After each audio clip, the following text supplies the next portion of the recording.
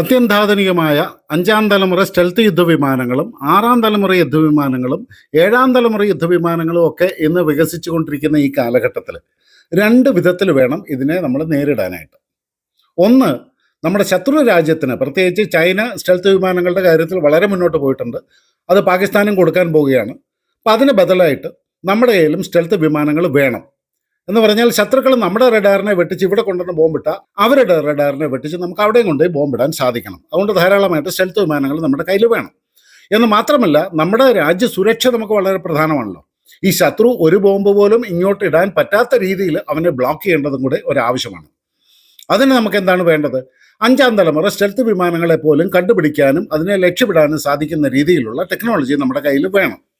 ഇപ്പോൾ ഇതാ പുതിയൊരു വെളിപ്പെടുത്തൽ വന്നിട്ടുണ്ട്. Defence research and development organisation, നമ്മുടെ സ്വന്തം DRDO, ശത്രുക്കളുടെ അഞ്ചാം തലമുറ സ്റ്റെൽത്ത് വിമാനത്തിനെ നേരിടാൻ ലക്ഷ്യമിട്ടിട്ടുള്ള പുതിയ beyond visual range air to air മിസൈലായിട്ടുള്ള, അതായത് BVRM എന്ന് പറയും, അസ്ത്ര മാർക്ക് 4 വികസിപ്പിക്കാൻ പോകുന്നു.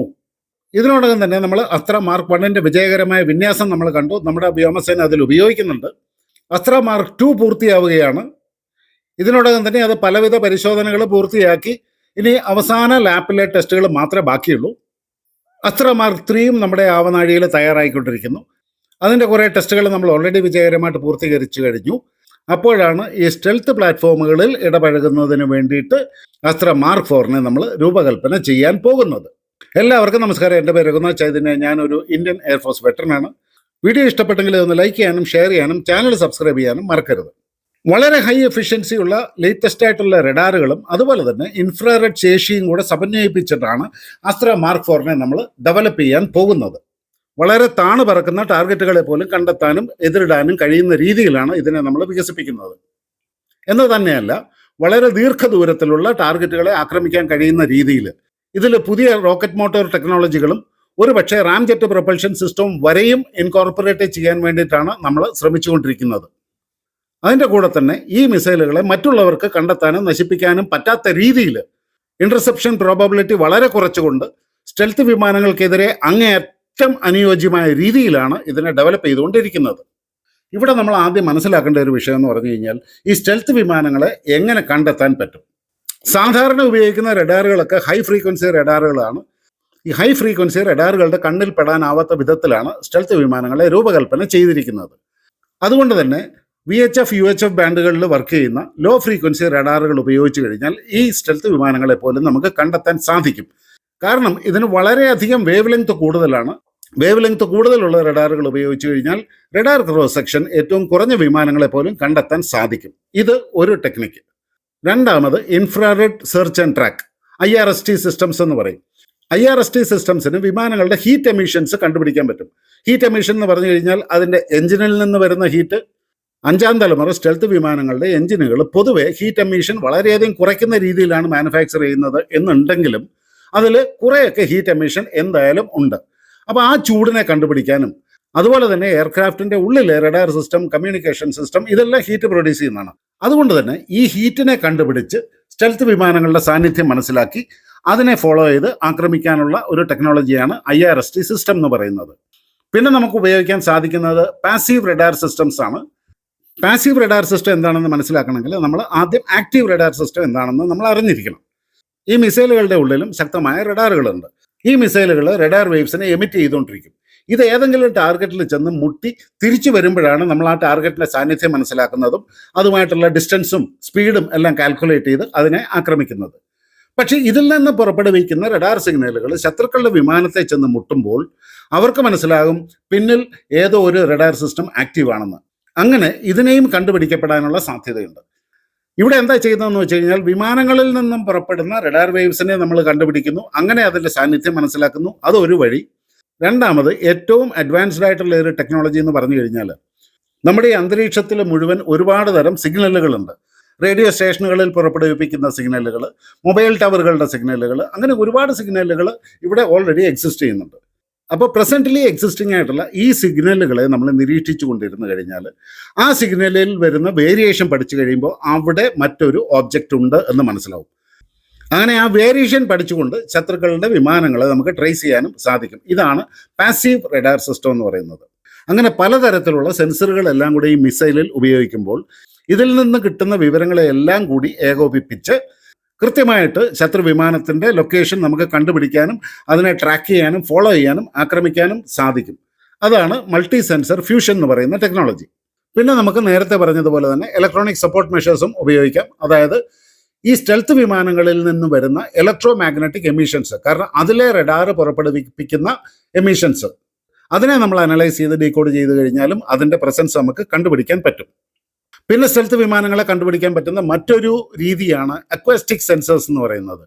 അക്വസ്റ്റിക് സെൻസേഴ്സ് എന്ന് പറഞ്ഞു കഴിഞ്ഞാൽ എന്തൊക്കെയായാലും എല്ലാ എഞ്ചിനുകളും ശബ്ദം പുറപ്പെടുവിപ്പിക്കും. അങ്ങനെ ഈ വിമാനങ്ങളുടെ എഞ്ചിനിൽ നിന്നും പുറപ്പെടുന്ന ശബ്ദത്തിനെ നമ്മൾ അനലൈസ് ചെയ്തിട്ട് ഈ സ്റ്റെൽത്ത് വിമാനങ്ങളെ ട്രാക്ക് ചെയ്യാനുള്ള ടെക്നോളജിയും ഇപ്പോൾ ഡെവലപ്പ് ചെയ്തുകൊണ്ടിരിക്കുകയാണ്. അപ്പോൾ ചൈനയും റഷ്യയും ഒക്കെ ലോ ഫ്രീക്വൻസി റഡാറുകൾ ഓൾറെഡി ഡെവലപ്പ് ചെയ്തിട്ടുണ്ട്. നമ്മളും ലോ ഫ്രീക്വൻസി റഡാറുകൾ ഡെവലപ്പ് ചെയ്തിട്ടുണ്ട്. അതുപോലെ തന്നെ infrared search and track systems നമ്മുടെ റാഫേൽ വിമാനങ്ങളിലും സുഖോയ് 30 എല്ലാം already infrared search and track systems ഉണ്ട്.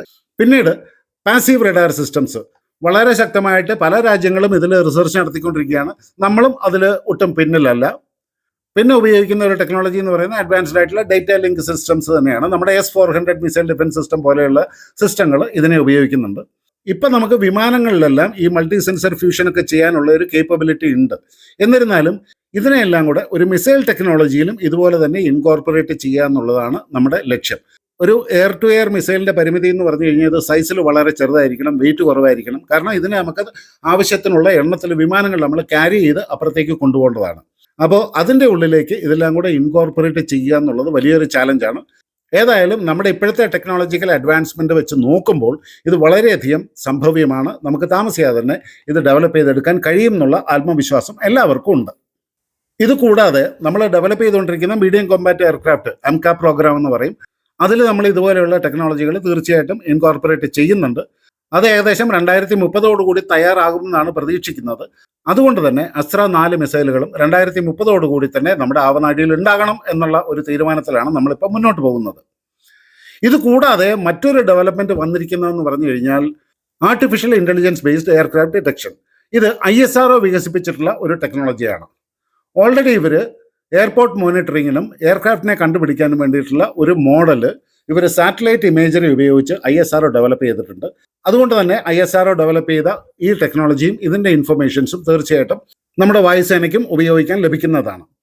അങ്ങേയറ്റം പ്രതീക്ഷ നൽകുന്ന മറ്റൊരു വിഷയം എന്താണെന്ന് വെച്ച് കഴിഞ്ഞാൽ എയർ ടു എയർ മിസൈലിലാണ് നമ്മളിത് ഡെവലപ്പ് ചെയ്യാനായിട്ട് ശ്രമിച്ചുകൊണ്ടിരിക്കുന്നത്. സർഫസ് ടു എയർ മിസൈലുകളിൽ ഓൾറെഡി നമ്മൾ ഈ ടെക്നോളജി വികസിപ്പിച്ച് കഴിഞ്ഞു. നമ്മുടെ ശസ്ത്ര റഡാറുകൾ തന്നെയാണ് ഏറ്റവും നല്ല ഉദാഹരണം. BL ഡെവലപ്പ് ചെയ്തിട്ടുള്ള ശസ്ത്ര റഡാറിൽ 2000 കിലോമീറ്ററിലധികം റേഞ്ചിൽ കൺവെൻഷണൽ വിമാനങ്ങളെയും സ്റ്റെൽത്ത് വിമാനങ്ങളെയും അതുപോലെ താണു പറക്കുന്ന ഡ്രോണുകളെയും കണ്ടുപിടിക്കാനുള്ള ടെക്നോളജി ഓൾറെഡി നമ്മുടെ കയ്യിലുണ്ട്. പിന്നെ നമ്മൾ വിമാനങ്ങളിലുള്ള റഡാറിൻ്റെ കാര്യം എടുത്തു കഴിഞ്ഞാൽ സൂപ്പർ സുഖോയ് 30 നമ്മൾ ഇൻകോർപ്പറേറ്റ് ചെയ്യാൻ പോകുന്ന വിരൂപാക്ഷ റഡാർ, ഇത് ഗാലിയം നൈട്രേറ്റ് ടെക്നോളജി ഉപയോഗിച്ചിട്ടുള്ള ഏറ്റവും അഡ്വാൻസ്ഡ് ആയിട്ടുള്ള ഒരു റഡാറാണ്. ഇതിനും വളരെ ലോ റഡാർ ക്രോസ് സെക്ഷനുള്ള എന്ന് പറഞ്ഞാൽ സ്റ്റെൽത്ത് വിമാനങ്ങളെ പോലും കണ്ടുപിടിക്കാൻ കഴിയുന്ന ഒരു റഡാർ ഘടിപ്പിച്ചിട്ടുണ്ട്. കൂടാതെ നമ്മുടെ ആകാശ എയർ ഡിഫൻസ് സിസ്റ്റത്തിൽ നമ്മൾ ഉപയോഗിക്കുന്ന രാജേന്ദ്ര റഡാർ വർക്ക് ചെയ്യുന്നത് ഇതുപോലെ തന്നെ GH ബാൻഡിലാണ്. അതായത് 4 മുതൽ 8 GHz വരെ ഉള്ള ഫ്രീക്വൻസിയിലാണ് സർവൈലൻസിന് വേണ്ടി ഉപയോഗിക്കുന്നത്. IJ ബാൻഡിലാണ് ഇത് എൻഗേജ്മെൻറ്റിന്, അതായത് മറ്റുള്ളവരുമായിട്ട് ലോക്ക് ചെയ്യാനായിട്ട് ഉപയോഗിക്കുന്നത്. അത് 8 മുതൽ 20 GHz വരെ ഫ്രീക്വൻസിയിൽ വർക്ക് ചെയ്യുന്നതാണ്. അതുകൊണ്ട് തന്നെ സ്റ്റെൽത്ത് വിമാനങ്ങൾ അടക്കമുള്ള ലോ റഡാർ ക്രോസ് സെക്ഷനുള്ള ടാർഗറ്റുകളെ കണ്ടുപിടിക്കാൻ രാജേന്ദ്ര റഡാറിനും സാധിക്കും. ഇനി നമ്മൾ അസ്ത്ര മിസൈലിലേക്ക് തന്നെ പോവുകയാണ്. അസ്ത്ര 1 എന്ന് പറയുന്നത് ഒരു BVR മിസൈലാണ്, ബിയോണ്ട് വിഷ്വൽ റേഞ്ച് മിസൈലാണ്. 30-35 കിലോമീറ്ററിനും അപ്പുറത്തേക്ക് കണ്ടുപിടിച്ച് ആക്രമണം നടത്താൻ കഴിവുള്ള മിസൈലുകളെയാണ് BVR മിസൈലുകൾ എന്ന് പറയുന്നത്. അസ്ത്ര 1 മിസൈലിനെ നമ്മൾ ഓൾറെഡി സുഖോയ് 30 തേജസിലും ഒക്കെ ഉപയോഗിക്കുന്നുണ്ട്. ഇതിൻ്റെ റേഞ്ച് എന്ന് പറഞ്ഞാൽ 80 മുതൽ 100 കിലോമീറ്റർ വരെയുള്ള ടാർഗറ്റുകളെ എൻഗേജ് ചെയ്യാനായിട്ട് ഇതിന് സാധിക്കും. അസ്ത്ര MK2 എന്ന് പറയുന്നത് അതിൻ്റെ ഫൈനൽ ട്രയൽസ് നടന്നുകൊണ്ടിരിക്കുകയാണ്. ഉടനെ തന്നെ അത് നമ്മുടെ ആവനാഴിയിലേക്ക് വന്നു ചേരും. ഇതിൻ്റെ റേഞ്ച് എന്ന് പറയുന്നത് 140 മുതൽ 160 കിലോമീറ്റർ വരെയാണ്. ഇപ്പോൾ അസ്ത്ര മിസൈൽ അച്ചീവ് ചെയ്തിരിക്കുന്ന സ്പീഡ് എന്ന് പറയുന്നത് 4.5 മാക്സ് സ്പീഡാണ്. എന്ന് പറഞ്ഞാൽ ശബ്ദത്തിൻ്റെ 4.5 ഇരട്ടി വേഗതയിൽ ഇതിന് പറക്കാൻ സാധിക്കും. അതുകൊണ്ട് തന്നെ ഇത്രയധികം വേഗതയില്ലാത്ത ശത്രു വിമാനങ്ങളെ എൻഗേജ് ചെയ്യാനായിട്ട് ഇതിന് വളരെ എളുപ്പത്തിൽ സാധിക്കുകയും ചെയ്യും.